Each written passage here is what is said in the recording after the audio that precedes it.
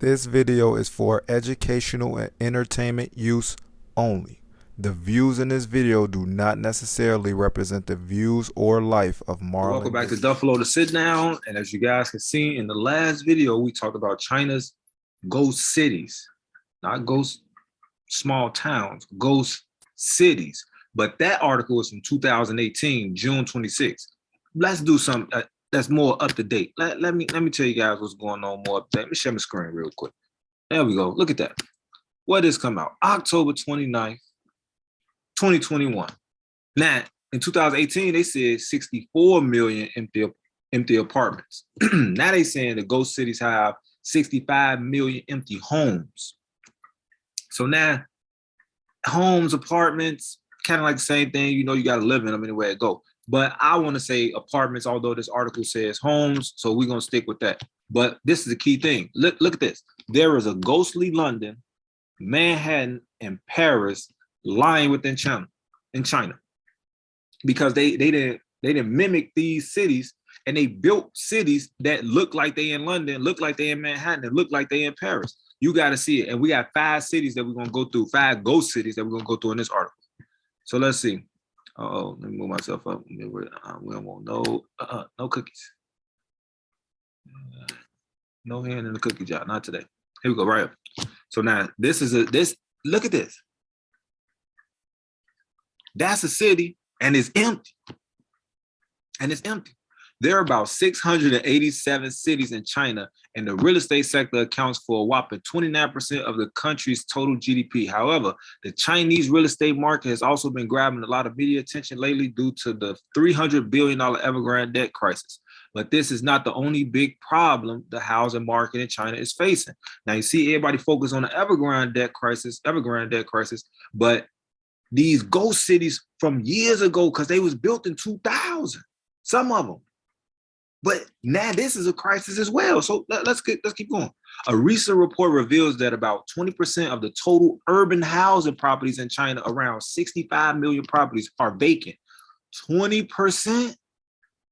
20% of the total is vacant.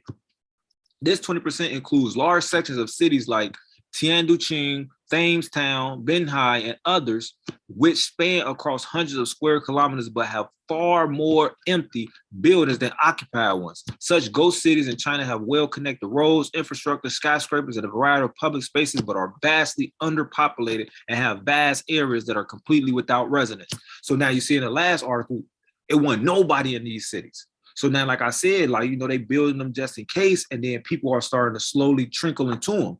So as you can see right here, they are vastly underpopulated, which means they're getting population now. It's not a lot, but they're getting some. So how did China become a land of ghost cities? Okay, real estate was once a sector where investment was considered safe and profitable in China. Even the Chinese government encouraged investment in property because for decades, the real estate market and its more or less continuously rising prices has been a key driver in increasing the country's wealth as well as household income. So the government was telling people, get you some property, invest in property. That's why their property value is 55 trillion, although they got ghost cities. The communist government accumulates sales revenues worth billions of dollars from land sales and the earnings of the property market. And the reason behind this real estate driven economy lies in the country's constitution. According to the Chinese constitution, all land in China is owned by the state. So when developers want to build on a piece of land, they have to lease it from the government, often by participating in local land auctions. So China owns all the land. It's kind of like the same thing in the U.S., like where people think, oh, man, this is my land, I owned it. No, not really. You got to pay property taxes. So technically, it really ain't your land because you got to pay property taxes. So it's the same thing, except China just straightforward with it and just saying, like, we're going to lease this to you, rather than the U.S. saying the same thing, that they're going to lease it because, you never really own it. But another reason for the previous uncontrolled growth of the real estate market in China is that compared to the people living in the U.S. and Europe, far fewer Chinese citizens invest in the stock market because their investment is all property. They don't care about the stock, but we're gonna get to that. In the US, around 52% of the US population owns stocks and around 65% own property. You see how only half of the country owns stock and 35% of the country do not own property? It's a big number. while in China, only around 7% of the population owns stocks, but around 90% are homeowners. See, look, they get into the property. This includes 70% of millennials, with many planning on buying additional investment properties. This speculation in investment properties is also why real estate holdings in China account for a big share of the total household wealth. They hold their wealth in their investments, and their investments is real estate. So because the investment is in real estate, that's their wealth. So they make money to go buy more apartments. Although nobody's living in them, they buy them to hold them for the appreciation and value. Around 7% of household assets are held in real estate. The extent of real estate development that occurred in the country can be visualized from the fact that the amount of concrete used by the US in the entire 20th century is less than what China exhausted only in the 3 years between 2010 and 2013. Let's say that again. The fact that the amount of concrete the US in the entire 20th century, the entire 20th, we're in the 21st right now, because we're in 2000. So from 1900 to 1999, China used more concrete than the US did in 100 years. They used that in 3 years. For many years, the bubble in the Chinese housing market led to rising property prices, and developers scrambled to build over more units. But demand for units has now shrunk due to a number of factors, including increasing unaffordability of homes and aging population and slowly population growth. So now in China, they can only have one child. Now, a lot of the population in Chinese, as they saying right here, the population is aging. So there's not a lot of youth. There's more elders than the youth, because everybody could only have one child. So because they can only have one child, it wasn't a lot of youth, but it was a lot of elders before that was implemented into where they can only have one child.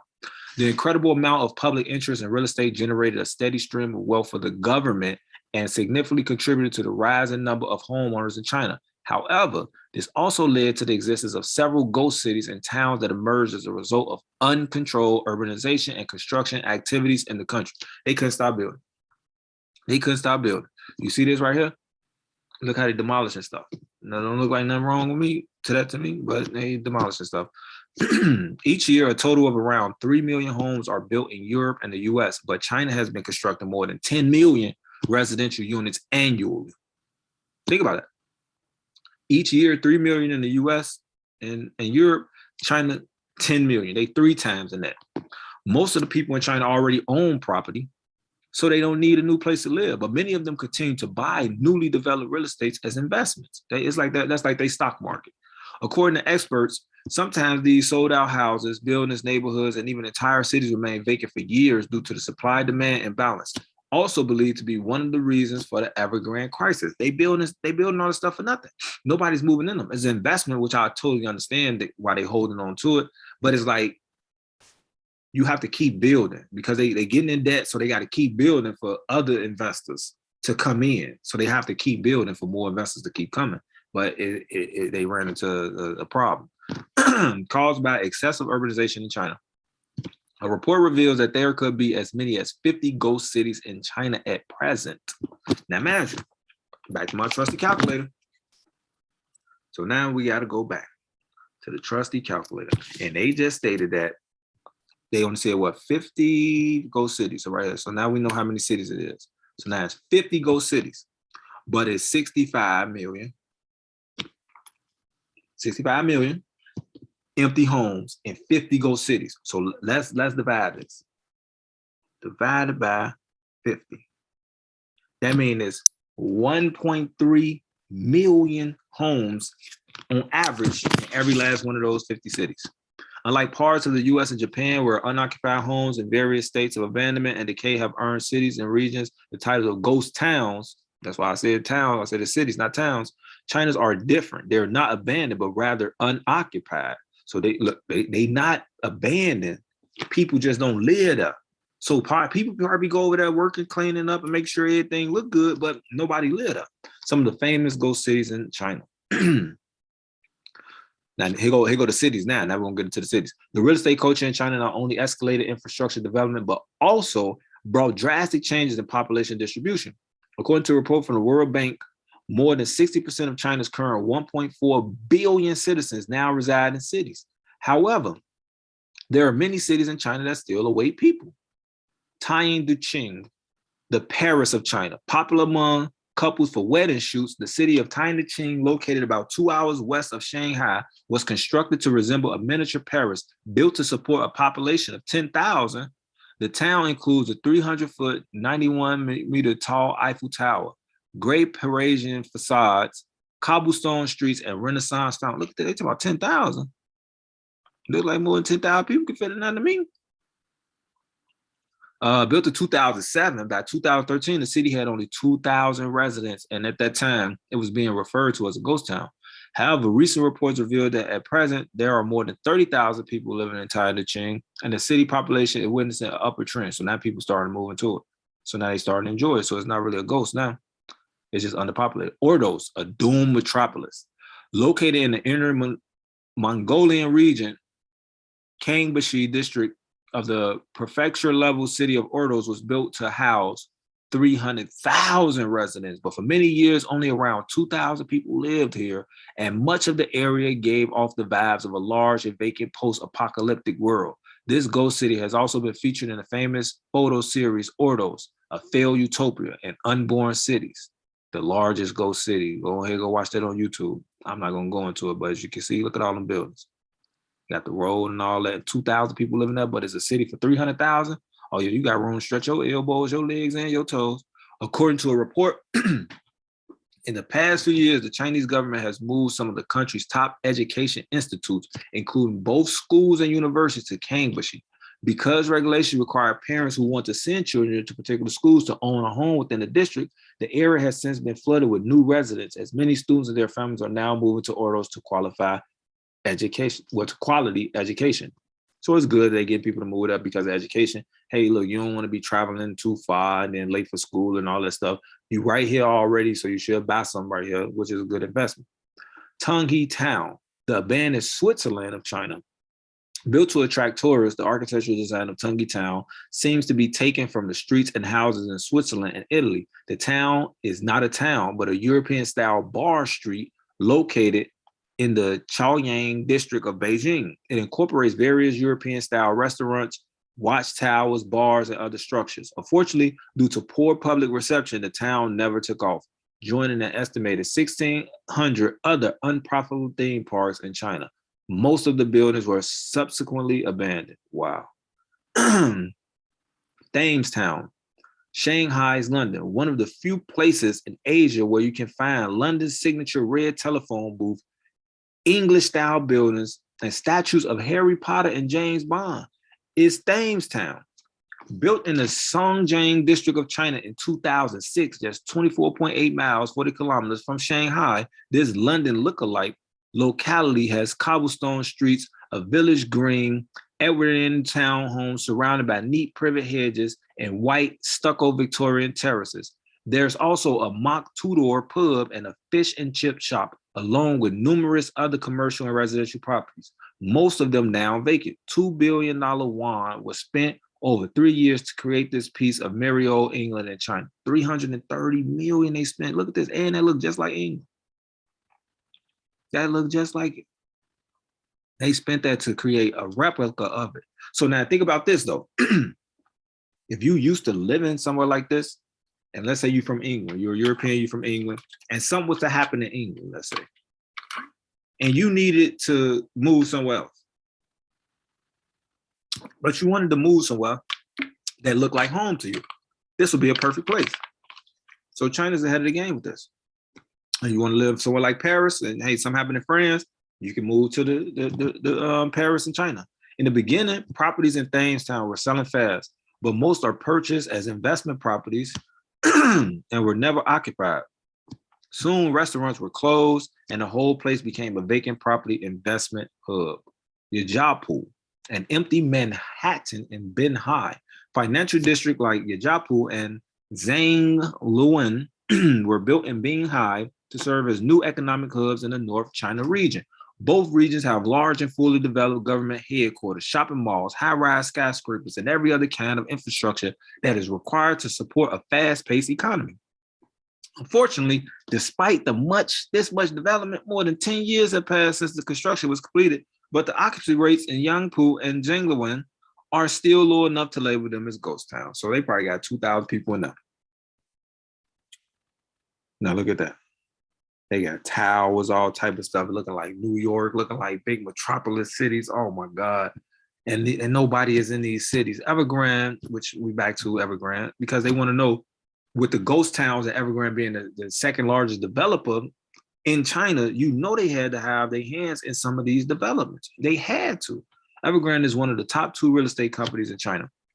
And it recently ranked at 122nd position among the world's top Fortune 500 companies. The world's.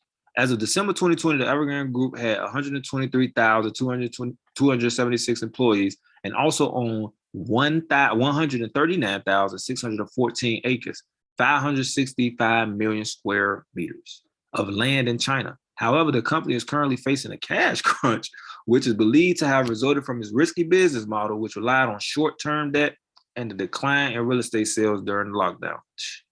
That hurt everybody. Evergrande's model worked as long as it could keep building and selling at an exorbitant rate. The company would borrow to buy land, get homeowners to buy off the plans, and then borrow again to start another project. Behind the rapid growth, a big interest bill was mounting. By July 2020, the company's liabilities had reached 86% of all of its assets, and the group turned increasingly to short-term lending with high interest rates. So short-term lending, I mean, look, I need to just borrow this for like 6 months, and I'm gonna go ahead borrow this for like 6 months and at 14% interest, because I know I'm gonna get ready to get somebody hurt or bad as quick as I borrow it from you, because we're gonna start a new project. But then what happened was COVID ended up hitting, the lockdowns came, people weren't able to make money. A lot of businesses shut down, the world ended up shutting down, and China, the whole China really, really shut down. So they couldn't do nothing. So now they had to pay this interest, and they couldn't have it because they wasn't making no money, because nobody was making money. So they kind of put them in a bubble. In September 2021, the company missed the $83.5 million bond payment. And since then, speculations are going on that due to its thumping $300 billion debt, Evergrande may fall soon, an event some economists worry could lead to a severe economic downturn in China. While the Chinese government has already ordered local authorities to stay prepared for the situation that could arise after Evergrande's collapse, real estate sales in China have already slowed down. The Evergrande liquidity problem has revealed the big supply-demand gap in China's housing market. Many experts believe that if Evergrande falls, it may not bring a global economic crisis like the one that followed after the collapse of the Lehman Brothers in 2008, but it could give a severe blow to other property companies in China and affect the country's thriving real estate culture. Yeah, so if Evergrande end up falling, that's going to hurt China like a lot. It's going to really, really hurt China. China is going to be in a situation, which they already in a situation, because they got these ghost towns. They got Evergrande, one of the developers, and all that, and it's not going right. Then they also, like in the other video, like I told you, one of their lenders, which is one of their private-owned lenders, that they gave Evergrande all those billions, and now if Evergrande can't pay their bond, how Evergrande gonna pay them? And they're a Chinese company as well. Dominoes there, well, so once the one domino fall, next domino fall, and then it just keeps going.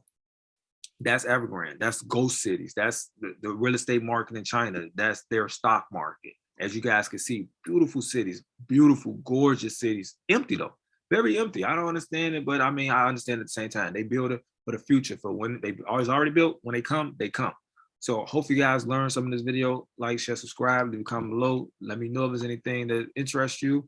And hopefully you guys definitely hit that like button and definitely subscribe to the channel. Like, cop some of those books down there so you guys can understand where my mind is, and I can teach you guys some things that I may not always talk about in the videos. So you guys got to understand that.